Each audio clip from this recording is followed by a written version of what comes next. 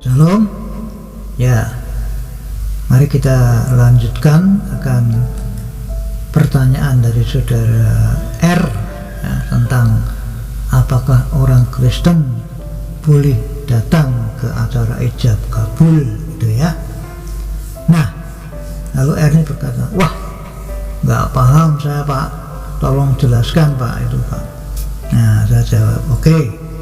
Jadi kegelapan itu maksudnya itu bisa berupa perbuatan atau teori ya. Kalau perbuatan itu kan banyak sekali ya, misalkan maling ya kan, tipu, dusta, bunuh ya, atau benci, zina, apalagi korupsi dan sebagainya lah, pokoknya komplit gitu aja ya, pendek kata.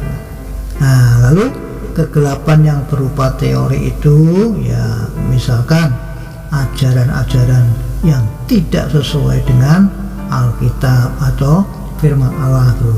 Nah, itu banyak sekali kan. Nah, itu bisa melalui agama ya, atau aliran-aliran di dunia ini yang begitu banyak itu. Ya itu sama dengan kegelapan juga, karena itu mengajarkan yang tidak sesuai dengan kata Alkitab. Nah, itu juga kegelapan dalam bentuk teori ya, namanya ajaran kan masih teori. Kalau seperti tadi kan maling, zina dan sebagainya itu kan sudah bukan teori tapi perbuatan. Nah, jadi itu yang dimaksud kegelapan. Paham nggak ini? Lalu R ini berkata, wah baru tahu saya sekarang Pak, bahwa maksudnya dunia yang gelap atau dalam kegelapan itu kayak gitu ya. Jadi ada teori ya berupa ajaran-ajaran sesat, aliran-aliran sesat, ajaran-ajaran yang tidak sesuai dengan kata Alkitab, itu teori, kegelapan dalam hal teori. Lalu kegelapan dalam hal perbuatan ya, maling dan sebagainya itu ya Pak ya. Baru tahu saya Pak. Saya jawab, walah bro. Nah, jadi sebagai orang yang percaya Tuhan Yesus, maka kita harus bisa menjadi terang ya di tengah-tengah kehidupan yang gelap itu bro. Lalu Ernie berkata, menjadi terang itu bagaimana Pak? Contoh konkretnya Pak, coba Pak. Saya jawab, ya menjadi terang itu contohnya kalau bro ada di tengah-tengah keluarga atau teman ya, atau kelompok grup WhatsApp ya kan, maka bro harus berkata dan berbuat sesuai kata Alkitab. Itu menjadi terang namanya ya. Sementara orang lain mungkin tidak seperti yang berbuat, yaitu mereka tidak berkata dan tidak berbuat seperti yang Alkitab katakan ya. Misalkan keluarga atau teman bro tidak berkata atau tidak berbuat, di WhatsApp itu kan banyak postingan ya kan. Nah, mereka mungkin memposting hal-hal yang tidak sesuai dengan kata Alkitab. Mungkin itu postingan bentuk hoax atau berita yang tidak benar ya kan, gosip ya, diposting ke grup itu ya, terus suka mitnah ya, di grup itu dia suka mitnah orang ya, begitu. Lalu suka membuat mengirim atau memposting ajaran-ajaran sesat, nah ya, yang tidak sesuai dengan ajaran Alkitab.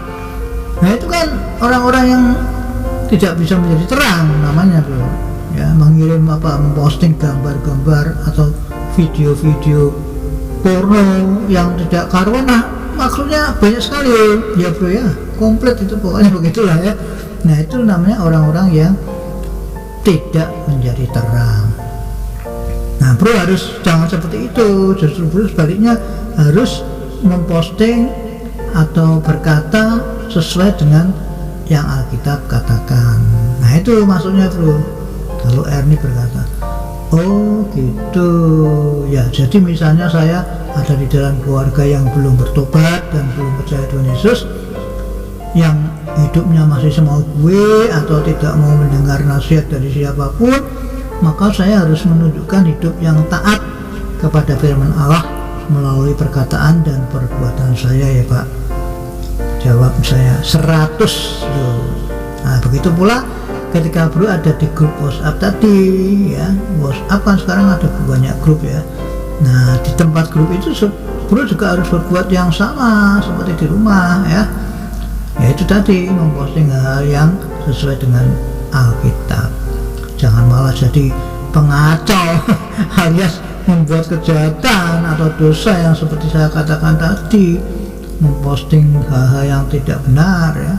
Atau itu di grup WhatsApp yang saya buat itu, tiba-tiba orang itu masuk melalui link yang tautan grup itu. Saya nggak memasukkan orang itu, dia bisa masuk sendiri lewat link tautan. Jadi itu orang Malaysia kalau nggak salah, karena nomornya kan +60 ya.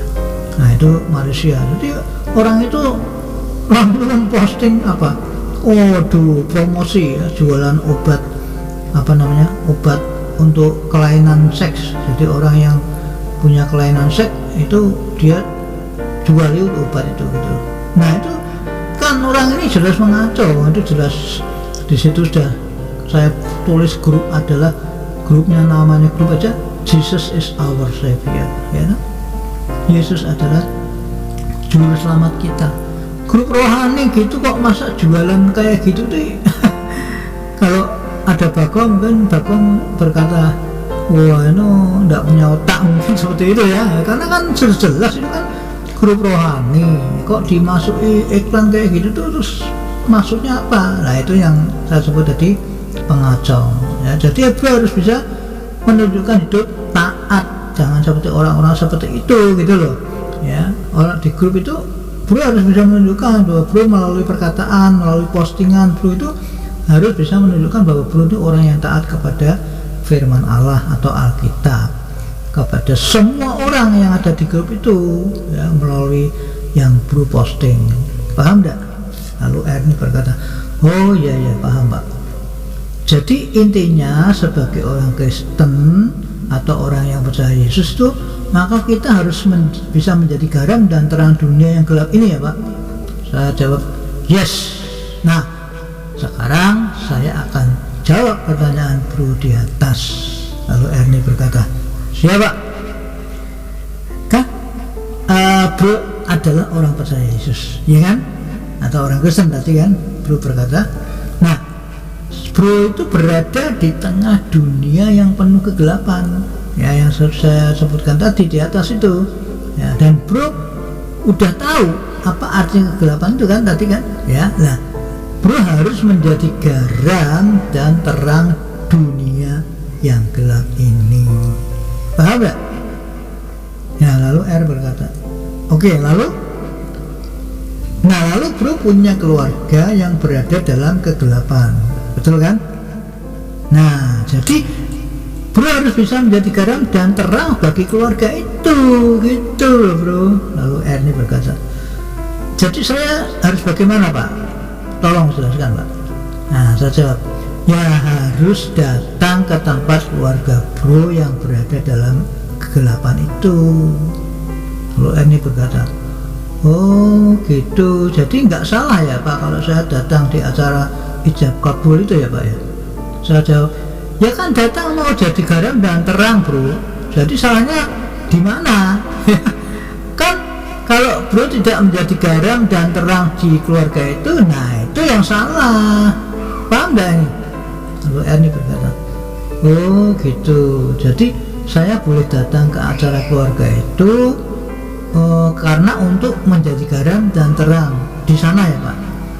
Nah saya jawab, iyalah bro, kan di atas ada ayatnya itu bahwa orang percaya Yesus itu adalah harus menjadi garam dan terang dunia ya kan. Nah lalu kalau mau menjadi garam dan terang di tempat yang terang, ya nggak berfungsi. Masa di tempat terang kok bro jadi terang, bagaimana ya kan? Nah lalu Ernie berkata, oh iya ya, kan yang butuh terang itu ya tempat yang gelap ya Pak ya. Nah saya jawab, iya bro, masa udah siang hari misalkan kok nyalakan senter, ya enggak lucu. Sudah siang, sudah terang benderang jam 12 siang misalnya kan, kok masa tetap nyalakan senter di jalan pakai senter, ini enggak lucu kan bro, aneh namanya orang aneh kan. Orang yang melihat ngantuk bisa ini orang apa, mungkin ada orang yang bahkan berkata ini orang edan. Kalau sudah matahari sudah terang, tekanan matahari sudah terang jam 12 siang kok di jalan kok tetap pakai senter dinyalakan. Tidak berfungsi tuh senternya itu. Nah, jadi makanya Tuhan Yesus saja waktu di Matius 18 ya, nanti saya baca ya. Tuhan Yesus saja meninggalkan 99 ekor domba yang tidak tersesat atau yang udah terang ya, maksudnya seperti tadi ya, udah benar gitu hidupnya ya. Lalu pergi mencari 1 ekor domba yang tersesat atau yang masih hidup di dalam kegelapan ya, seperti tadi ya, yang saya sebutkan tadi, maling, tipu, dusta dan sebagainya lah, komplit lah. Nah itu Tuhan Yesus saja meninggalkan yang 99 itu hanya untuk mencari 1 ekor yang sesat bro. Yang tidak sesat tuh malah ditinggalkan loh. Nah ini ada di Matius 18 ayat 12 sampai 13 ya. Begini firman Allah ya, saya bacakan ya. Bagaimana pendapatmu jika seorang mempunyai 100 ekor domba dan seekor diantaranya sesat ya, hilang nggak tahu kemana, maksudnya karena dia mungkin cari makan dan seterusnya, akhirnya lewat dari teman-temannya terus hilang gitulah ya, tersesat. Tidakkah ia akan meninggalkan yang 99 ekor di pegunungan dan pergi mencari yang sesat itu? Dan aku berkata kepadamu, sesungguhnya jika ia berhasil menemukannya, lebih besar kegembiraannya atas yang seekor itu daripada atas yang 99 ekor yang tidak sesat. Nah itu kata Tuhan Yesus sendiri ya. Jadi maksudnya ini gambaran saja ya. Jadi Tuhan Yesus sendiri juga berbuat seperti itu. Jadi artinya dia rela meninggalkan yang 99 domba yang tidak tersesat atau yang sudah hidup benar itu untuk pergi mencari domba yang tersesat. 1 orang, walaupun 1 orang, tapi itu tersesat. Nah, Tuhan maksudnya mementingkan orang yang perlu ditolong gitu loh, paham enggak ya? Nah itu gambarannya seperti itu bro. Lalu Ernie berkata, oh iya ya, jadi intinya saya boleh datang ke acara ijab kabul adik saya itu ya Pak. Saya jawab, ya jelas lah bro, kan tujuannya bro adalah mau menjadi garam dan terang dalam keluarga bro itu, ya kan? Nah kalau bro tidak bisa menjadi garam dan terang buat keluarga bro itu, ya itu yang salah. Paham ya?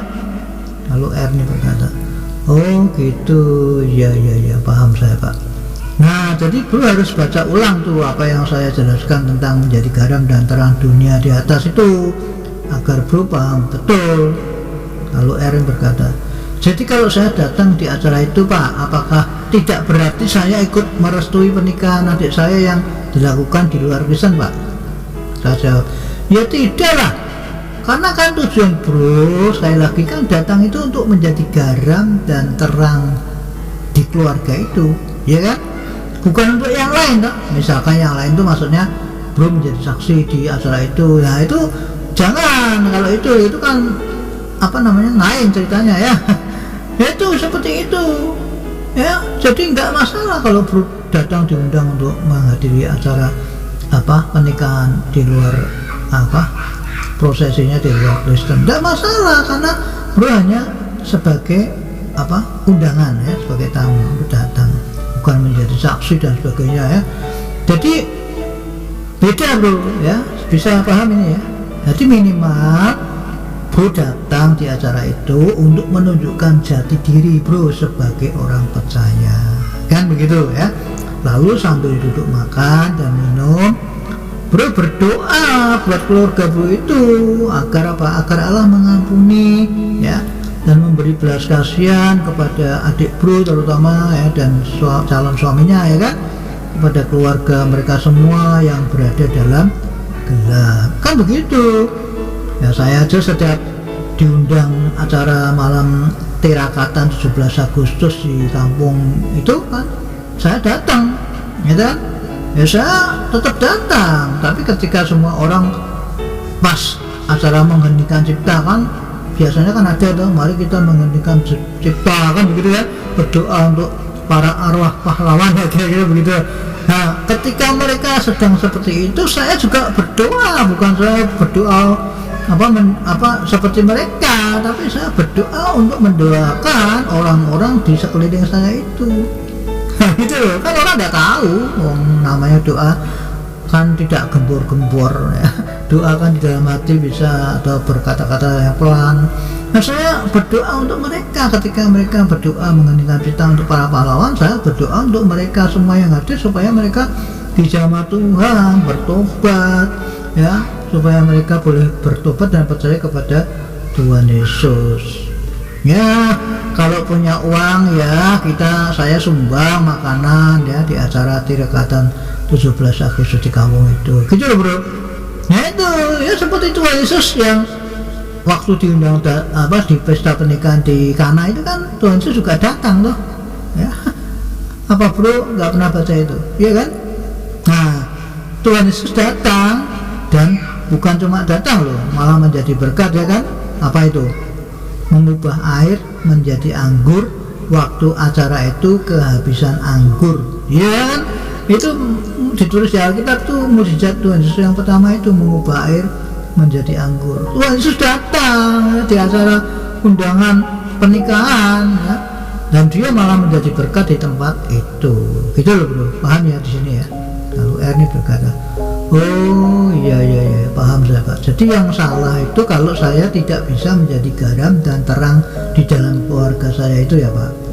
Misalkan saya diundang nggak mau datang ya, diajak bicara tidak dijawab, andai kata mau didatang pun malah saya ikut-ikutan orang lain di acara itu, mabuk-mabukan misalkan atau main judi ya kan. Biasanya kalau di acara-acara kayak gitu kan ada malam-malam kalau malam sebelum acara pernikahan berlangsung itu malam bidadari kah pokoknya istilahnya seperti itu kan. Biasanya mereka melek-melek atau acara begituan ada sampai pagi biasanya kan Pak. Nah kalau saya ikut-ikutan seperti itu ya namanya saya salah ya Pak ya. Saya jawab iya bro, nah, itu namanya sudah garamnya sudah menjadi tawar. Sama saja namanya mawar dan sudah tindak tawar itu ya itu namanya garamnya sudah menjadi tawar. Kalau bro ikut-ikutan seperti itu beda, itu sudah lain cerita lagi, paham ya. Lalu R ini berkata, oh ya udah Pak, terima kasih Pak buat penjelasannya, saya sudah paham Pak. Jadi nanti saya mau datang dan dengan tujuan menjadi garam dan terang di dalam keluarga saya Pak, khususnya di tempat adik saya Pak. Terima kasih Pak untuk penjelasannya. Tuhan Yesus memberkati. Sama-sama bro, Tuhan Yesus memberkati. Amin.